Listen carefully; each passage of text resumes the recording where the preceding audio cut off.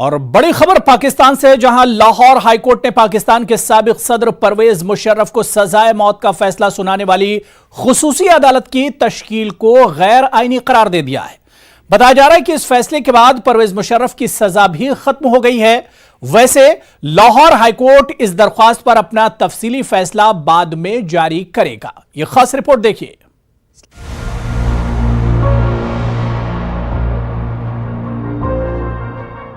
Lahore high court نے پاکستان کے سابق صدر جنرل ریٹائرڈ پرویز مشرف کو سنگین غداری کیس میں سزائے موت سنانے والی خصوصی عدالت کی تشکیل کو ہی غیر قانونی قرار دے دیا ہے۔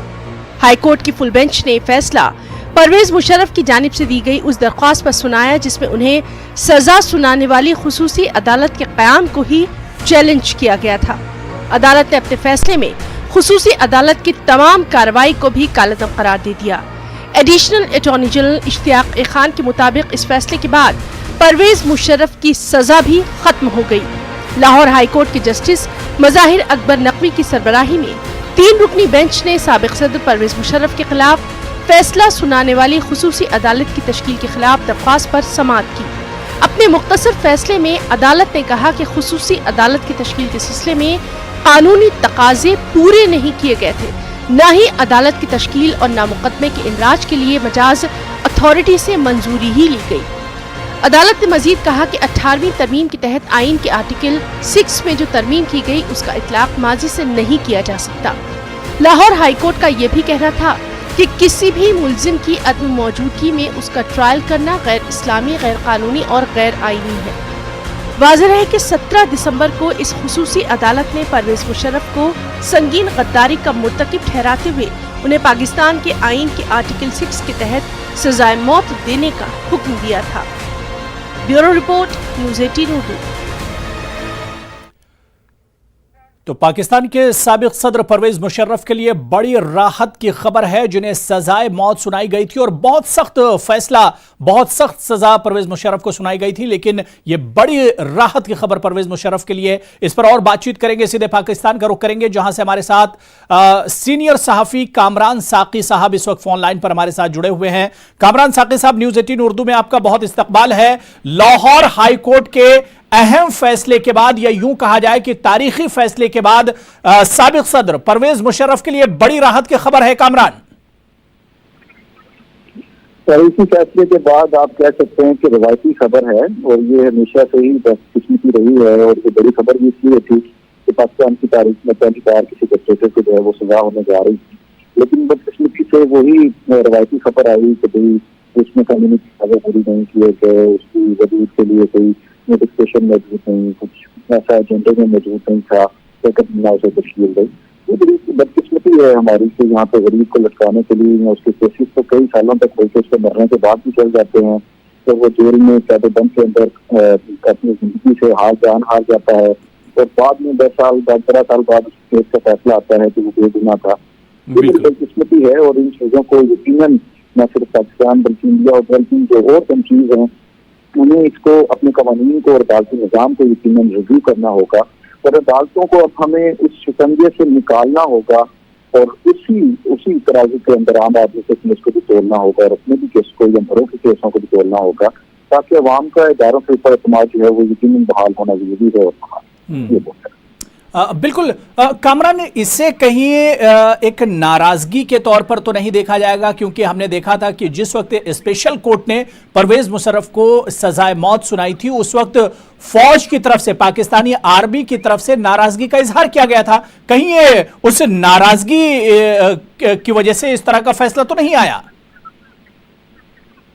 کیونکہ ہماری پاکستان فوج سے محبت جو ہے وہ یقیناً بہت زیادہ ہے، اور اسے اس کی کوئی مثال جو ہے وہ نہیں ملتی، اور اسی محبت کے اندر بیٹھ کر ہم اگر غلط فیصلے بھی کرتی ہے، جیسے پاک مشرف ڈکٹیٹر کی صورت میں اس نے کیا، ایمرجنسی پلس کے نام سے ماشاء اللہ لگایا، ملک کے آئین کو توڑ دیا، اس کے باوجود کیونکہ وہ ایک فوج کا حصہ رہا اور ایک بڑی جنگوں کا حصہ رہا، تو ہم اسے جو ہے وہ جیسے آپ نے کہا کہ فیصلوں کے بعد جو ہے پھر بھی لوگ کہتے تھے کہ یہ غلط فیصلہ آیا اور معاملات ہوئے، تو وہ اس کی بڑی وجہ فوج سے محبت ہے کہ مشرف کی ذات سے یا عام شخص سے یا کسی ڈکٹیٹر سے محبت نہیں ہے، اسی کی وجہ سے لوگ جو ہے وہ ایسے کرتے ہیں۔ بہرحال ایسا نہیں ہونا چاہیے کہ کوئی شخص جو ہے وہ کسی اہم ادارے کا رکن رہا ہو اور وہ بعد میں کوئی چوری کرے, ڈکیتی کرے, ملک آئین کو جو ہے بہت بڑی غداری میں چلا جائے, آئین کو معطل کر دے, عام یہ میری حکومت کا تختہ الٹ دے اور اسے ہم معاف کر دیں, ایسا نہیں ہونا چاہیے. قانون کے تقاضے یقینی پورا کرنا عدلیہ اور جو اس کے معاون ادارے ہیں, خاص طور پہ حکومت ہے, حکومت کا جو سرکاری وکیل ہے, اس کی ذمہ داری ہے, اور اسے یقیناً اپنا کیس بغیر کسی خوف و خطر سے لڑنا چاہیے تاکہ اداروں کے اوپر جو ہے وہ عام شہری کا, عام لوگوں کا اعتماد بحال ہو. بالکل کامران, ایک آخری سوال, کیونکہ ظاہر سی بات ہے لاہور ہائی کورٹ کے اس اہم اور تاریخی فیصلے کے بعد بڑی راحت پرویز مشرف کو تو ضرور ملی ہے, لیکن جس طرح سے لاہور ہائی کورٹ کا یہ فیصلہ ہے, کہیں سے پاکستان کے عدلیہ میں ایک ٹکراؤ تو پیدا نہیں ہوگی؟ دیکھیے, ٹکراؤ تو اسی دن پیدا ہو گئی تھی جس دن یہ فیصلہ آیا تھا, اور اس میں بڑی خوشی کی لہر تھی عدلیہ کے اندر, کیونکہ میں نے جیسے بتایا اس دن کے تو شاید پاکستانی میڈیا کے اوپر ہم جیسے لوگ بھی جو ہے وہ تبصرہ نہ کر سکیں, کیونکہ ہماری فوج سے محبت, میں نے اس سے پہلے بھی کہا, تو وہ اتنی زیادہ ہے کہ کوئی اس کے خلاف کوئی چیز سن نہیں سکتا, کوئی اس کو برداشت نہیں کر سکتا, تو چاہے اس میں کتنا ہی بڑا اپنی جرم کیوں نہ کر دیا ہو. لیکن یہ رویوں کو اب ہمیں ترک کرنا ہوگا, اور یقیناً عدلیہ کے خلاف جو جنہوں نے فیصلہ لیا تھا تو میں نے فوری اس کے بعد ان کے اوپر ریفرنس قائم کرنے کا فیصلہ کیا تھا, لیکن فوری دوسری طرف سے بھی جو پریشر آیا تو انہوں نے اس ریفرنس ہدایت کرنے کا جوڈیشل کونسل میں جج کے خلاف توازن ٹھیک نہیں ہے, اس میں کیسا لوٹ لگ گیا, ڈی چوک میں لٹکائیں گے کہ اس کی لاش کو, جو اس میں آپ نے فیصلہ پڑھا ہوگا کہ اس میں کچھ الفاظ ایسے بھی تھے جنہیں بے بنیاد بنا کر مزید تنقید کی گئی, لیکن وہ عقل مندی سے, راشن مندی سے گورنمنٹ نے اسے ڈیل کیا اور اس کو واپس لیا کہ ہم ایسا کوئی کام نہیں اٹھائیں گے, جس سے عدلیہ کا حکومت کے ساتھ, فوج کا عدلیہ کے ساتھ, حکومت کے اداروں کے آپس میں جو ہے وہ کلیش بنے. تاہم ایسے فیصلے آنے کے بعد ہمیں یہ لگتا ہے کہ مکمل ہو گیا اور معاملات کسی اور طرف کی طرف. بالکل کامران ساقی صاحب, بہت بہت شکریہ تفصیل سے تمام جانکاری دینے کے لیے, اس ایشو پر بات چیت کرنے کے لیے. تو ہمارے ساتھ پاکستان کے سینئر صحافی کامران ساقی جڑے ہوئے تھے, جو کہ بتا رہے تھے کہ یہ ایک بہت راحت کی خبر پرویز مشرف کے لیے ضرور ہے.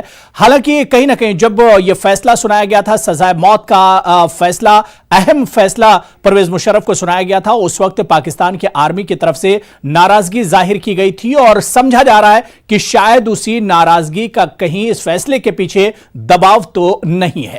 چلیے آگے بڑھیں گے. یوکرین کے مسافر طیارے کو میزائل سے تباہ کرنے کے خلاف تہران میں حکومت مخالف مظاہرے جاری ہیں. مظاہرین ایران کے سپریم لیڈر آیت اللہ علی خامنئی سے مستعفی ہونے کا مطالبہ کر رہے ہیں. یہ رپورٹ دیکھیے. ایران میں حکومت مخالف مظاہرے. یوکرینی طیارے کو مار گرانے کے خلاف تہران سمیت کئی شہروں میں مظاہرے. مظاہرین کا ایران کے سپریم لیڈر خامنئی کے استعفے کا مطالبہ.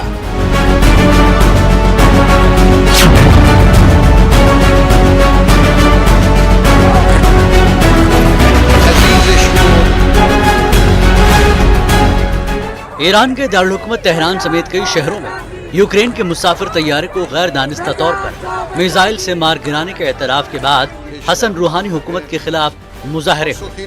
مظاہرین نے ایران کے اعلیٰ مذہبی رہنما آیت اللہ خامنئی سے مستعفی ہونے کا مطالبہ کیا. تہران میں مظاہرین سراپا احتجاج نظر آئے. مظاہرین یوکرین کے طیارے میں ہلاک ہوئے افراد کی یاد میں امیر کبیر یونیورسٹی کے دروازے پر جمع ہوئے اور ان کی یاد میں شمع روشن کی. مہلوکین میں بعض امیر کبیر یونیورسٹی کے سابق طلباء تھے.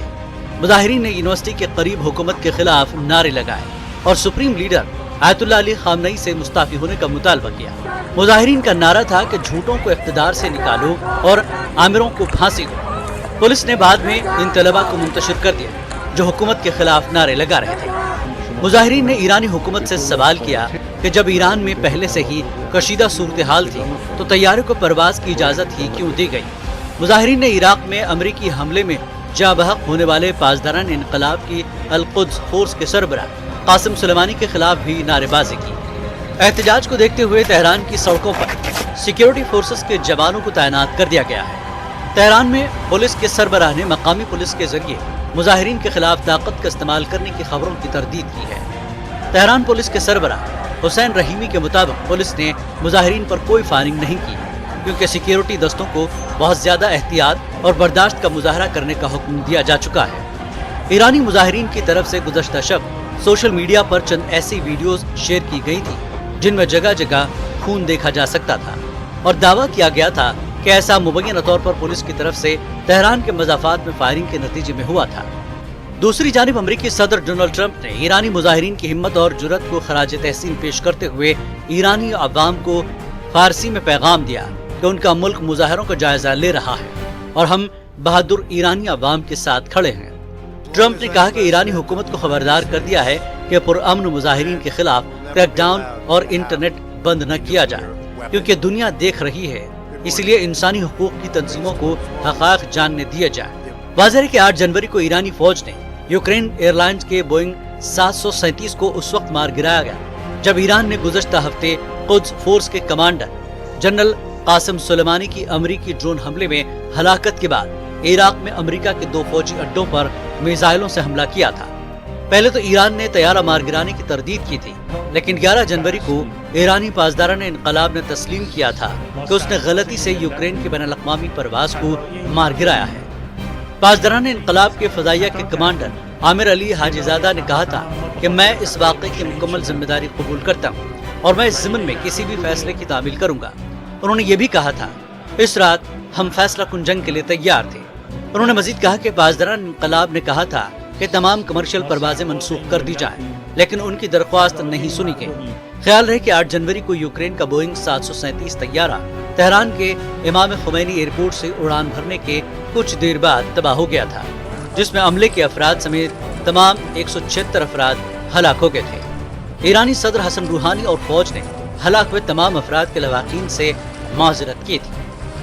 Bureau report, news 18 Urdu.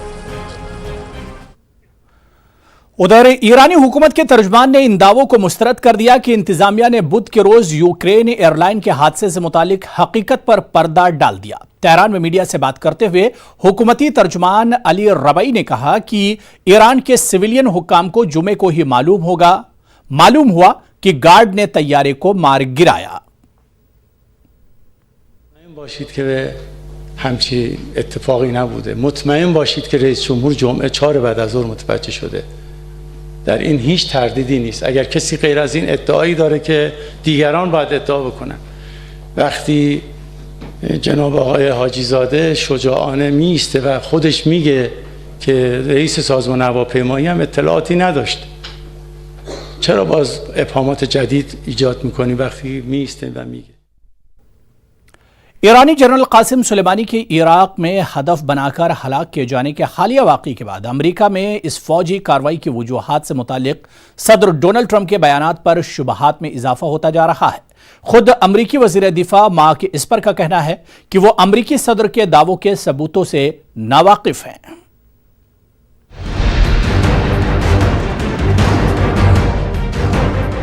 امریکہ کے وزیر دفاع مارک اسپر کا کہنا ہے کہ انہیں ایسے ممکنہ شواہد کا کوئی علم نہیں کہ مشرق وسطی میں ایران کی جانب سے امریکہ کے 4 سفارت خانوں پر مبینہ حملوں کا کوئی منصوبہ بنایا گیا تھا۔ مارک اسپر نے کہا کہ انہوں نے ایسی کوئی خفیہ رپورٹ نہیں دیکھی جس میں ایران سے امریکی سفارت خانوں کو کوئی واضح خطرہ ہو۔ تاہم انہوں نے یہ بھی کہا کہ مجھے یقین ہے کہ جب صدر ٹرمپ کہتے ہیں کہ ایسا کوئی خطرہ تھا تو پھر ہوگا۔ امریکی وزیر دفاع نے مزید کہا کہ جب میں کہتا ہوں کہ میں صدر کے خیالات سے متفق ہوں تو غالباً اس سے مراد یہ ہے کہ شاید وہ ہمارے 4 سفارت خانوں پر حملے کی تیاری کر رہے ہوں گے۔ مارک اسپر نے کہا کہ وہ سمجھتے ہیں کہ قاسم سلیمانی امریکہ کی تنصیبات پر چند ہی دن بعد حملہ کرنے والے تھے جب وہ 3 جنوری کو ڈرون حملے میں مارے گئے۔ امریکہ کی خفیہ ایجنسی نے بھی ڈونلڈ ٹرمپ کے امریکی حملے میں جاں بحق ہونے والے ایران کی القدس فورس کے کمانڈر جنرل قاسم سلیمانی پر لگائے گئے الزامات کو مسترد کر دیا۔ واشنگٹن پوسٹ کے مطابق ٹرمپ انتظامیہ کے ایک اہلکار اور انٹیلیجنس کمیونٹی کے اہلکاروں کا کہنا ہے کہ انہیں ایسا علم نہیں کہ بغداد ایئرپورٹ پر حملے میں مارے گئے جنرل سلیمانی امریکہ کے 4 سفارت خانوں پر حملوں کی سازش کر رہے تھے۔ اہلکاروں نے امریکی اخبار کو بتایا کہ صرف بغداد میں امریکی سفارت خانے کے خلاف سازش کا علم تھا، لیکن وہ بھی غیر واضح تھا۔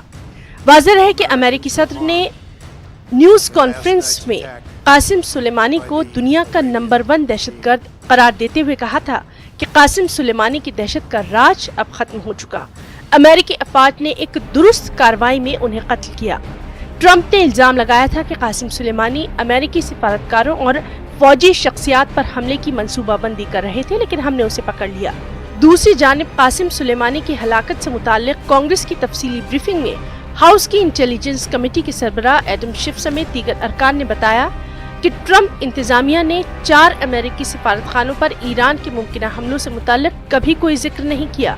ताहम अमेरिका के कौमी सलामती के मुशीर रॉबर्ट ओब्रायन ने कहा कि वो इस खुफिया मालूमात के बारे में हमारे ऊपर भरोसा कर सकते हैं, जिसमें जनरल सुलेमानी से खतरात का बताया गया है, लेकिन उनका कहना था कि इसके बारे में हतमी मालूमात का होना हमेशा मुश्किल हुआ करता है।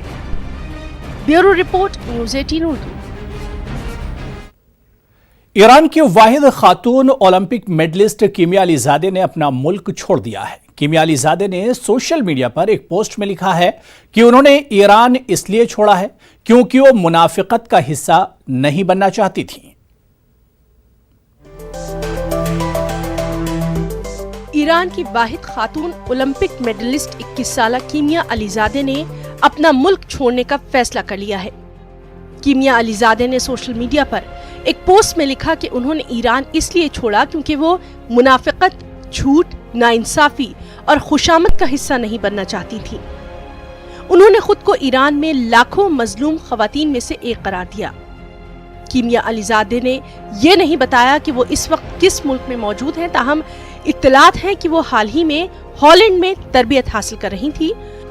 उन्होंने 2016 में रियो ओलंपिक्स में ताइक्वांडो में कांसे का तमगा जीतकर तारीख रकम कर दी थी। कीमिया अलीजादे का कहना है कि मैं ईरान में उन लाखों मजलूम खवातीन में से एक हूँ जिन्हें सालों से बेवकूफ बनाया जा रहा है। मैंने वो पहना जो उन्होंने चाहा, वो बोला जो उन्होंने हुक्म दिया, हर वो जुमला जिसका उन्होंने हुक्म दिया मैंने दोहराया। हम में से कोई भी मायने नहीं रखता था, हम उनके लिए सिर्फ आलात थे।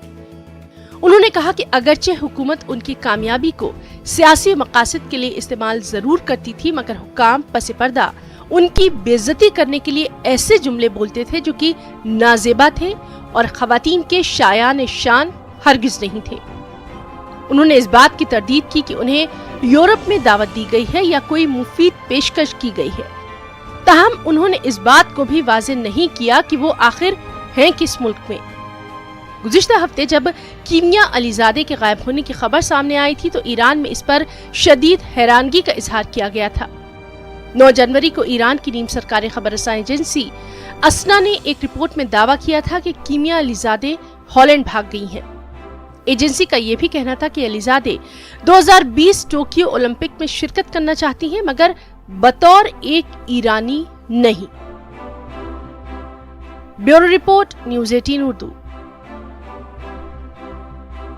इस न्यूज हेडलाइंस के प्रायोजक सच्ची सहेली, महिलाओं के लिए सबसे भरोसेमंद औषधि एवं टॉनिक।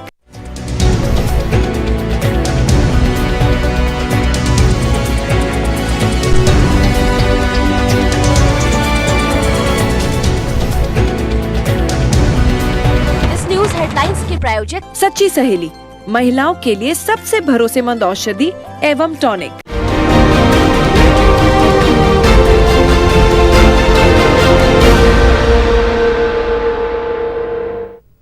कतर के अमीर शेख तमीम बिन हमाद सानी ने ईरान का दौरा किया। इस दौरान उन्होंने ईरान के रहबर आला आयतुल्लाह अली खामनई और ईरानी सदर हसन रूहानी से मुलाकात की। कतर के अमीर के साथ मुलाकात में ईरान के रहबर आला खामनई ने कहा कि ईरान खित्ते में अमन व इस्तेहकाम कायम रखने के लिए दीगर ममालिक के साथ करीबी ताउन के लिए तैयार है। खामनई और रूहानी से कतर के अमीर की मुलाकात। कतर और ईरान का इलाकाई सलामती पर जोर। दोनों ममालिक बाहमी ताउन बढ़ाने पर मुत्तफिक।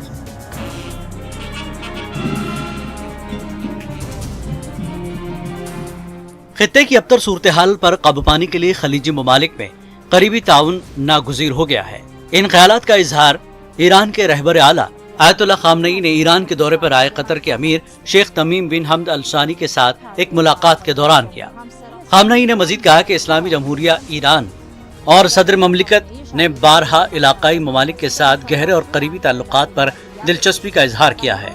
उन्होंने खित्ते की नामुनासिब सूरत हाल पर तबसरा करते हुए वाज़ेह अल्फाज में कहा کہ خطے کی موجودہ صورتحال کی اصل وجہ امریکہ اور ایران کے اتحادی کے فسادات ہیں، جن کے خلاف مقابلہ کرنے کا واحد طریقہ علاقائی ممالک کے درمیان تعاون ہے۔ انہوں نے ایران اور قطر کے درمیان تعلقات پر تبصرہ کرتے ہوئے کہا کہ دونوں ملکوں کے اقتصادی تعلقات کی سطح ناقابل قبول ہے، لہذا ایران اور قطر کے درمیان باہمی تعاون میں مزید اضافہ کرنا ہوگا۔ اس ملاقات میں ایران کے صدر مملکت حسن روحانی بھی شریک تھے۔ قطر کے امیر نے ایران کے صدر حسن روحانی کے ساتھ پریس کانفرنس میں بھی حصہ لیا۔ دونوں رہنماؤں نے علاقائی سلامتی کے لیے خطے کے ممالک کے درمیان تعاون کی ضرورت پر زور دیا ہے۔ توجه به اهمیت امنیت منطقه به ویژه امنیت راههای آبی در خلیج فارس، تنگه هرمز و دریای عمان تصمیم گرفتیم که رایزنی‌ها و همکاری‌های بیشتری رو برای امنیت کل منطقه داشته باشیم۔ اس موقع پر امیر قطر نے ایرانی سپریم لیڈر کے ساتھ ملاقات پر اپنی مسرت کا اظہار کیا۔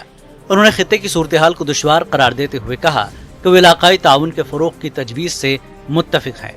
انہوں نے کہا کہ علاقائی ممالک کے درمیان جامع مذاکرات کی ضرورت ہے۔ الزيارة هذه تأتي في وقت حساس جدا في المنطقة، واتفقنا مع الأشقاء وأيضا مع فخامة الرئيس بأن الحل الوحيد لحل هذه الأزمات هو أولا تخفيف التصعيد من الجميع، وأيضا الحوار هو الحل الوحيد لحل هذه الأزمات۔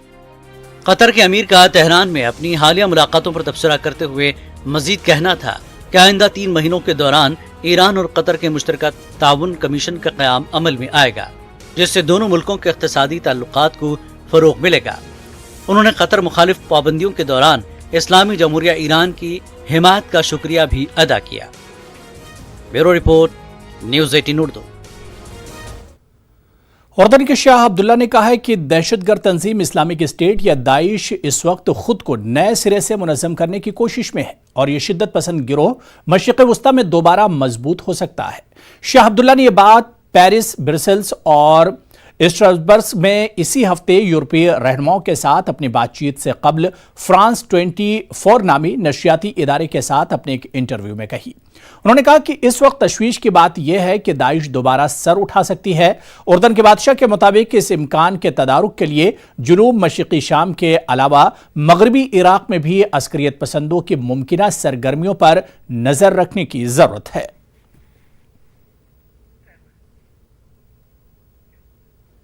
جرمنی کے وزیر خارجہ ہائیکو ماس اپنے ایک سرکاری دورے پر اردن پہنچے۔ اردن پہنچنے کے بعد انہوں نے ارزک کے فضائی اڈے پر تعینات وفاقی جرمن فوجی دستوں سے ملاقات کی۔ اس موقع پر اردن کے وزیر خارجہ ایمن صفدی بھی ان کے ہمراہ تھے۔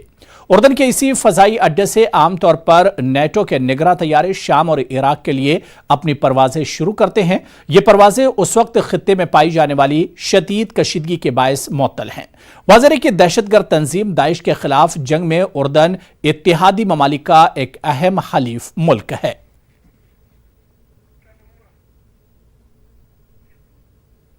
امریکہ کے میزائل حملے میں ایرانی جنرل قاسم سلیمانی کی موت کے معاملے پر ایک طرف جہاں ایران اور امریکہ کے درمیان کشیدگی پھیل گئی ہے، وہیں امریکہ کے خلاف عوامی احتجاج کا سلسلہ بھی جاری ہو گیا ہے۔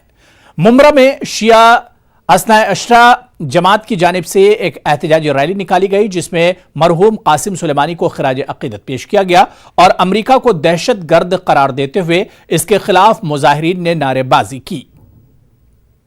سلیمانی صرف ایران کے جنرل نہیں تھے بلکہ پوری دنیا میں امن پسندوں اور پوری دنیا سے ظلم و بربریت کے خاتمے اور اتحاد بین المسلمین کے آیت اللہ خمینی کے نعرے کے نفوذ کے حقیقی دعوے دار بھی تھے اور نافذ کرنے والے بھی تھے۔ ان کو بڑی بے دردی سے شہید کیا اور یہ ان کی شہادت گویا کہ امریکہ یہ چاہتا تھا کہ ہم اس آواز کو خاموش کر دیں تاکہ ہماری منمانی دنیا میں چلنے لگے۔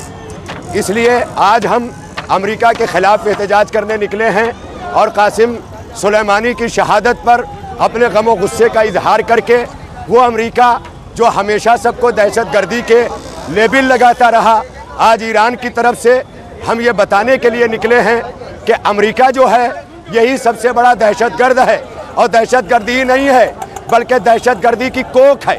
اسی سے آج تک दहशत गर्दी जन्म लेती रही।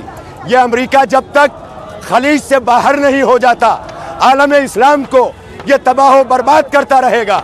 हम पूरे इस्लामी ममालिक से गुजारिश करते हैं कि वो अमेरिका का जो बेजा दखल है उसका खात्मा करे और खलीज को पुरअमन बनाए और इस्लामी ममालिक आपस में बैठकर अल्लामा इकबाल के जो है शेर की रोशनी में कि तेहरा हो अगर आलम मशरिक का जनेवा शायद कुराए अर्ज की तकदीर बदल जाए, अल्लामा इकबाल के इस ख्वाब को शर्मिंदा ताबीर करे मुसलमान और खलीज को अमेरिका से पाक करे।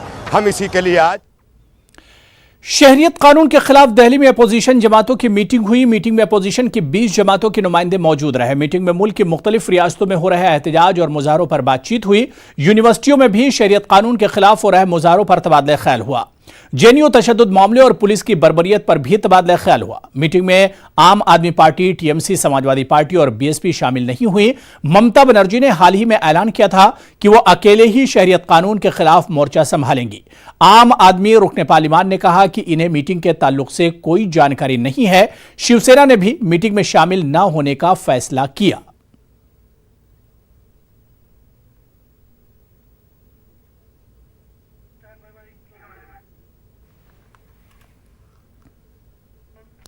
तो चलिए, इस बुलेटिन में भी फिलहाल इतना ही। आदाब।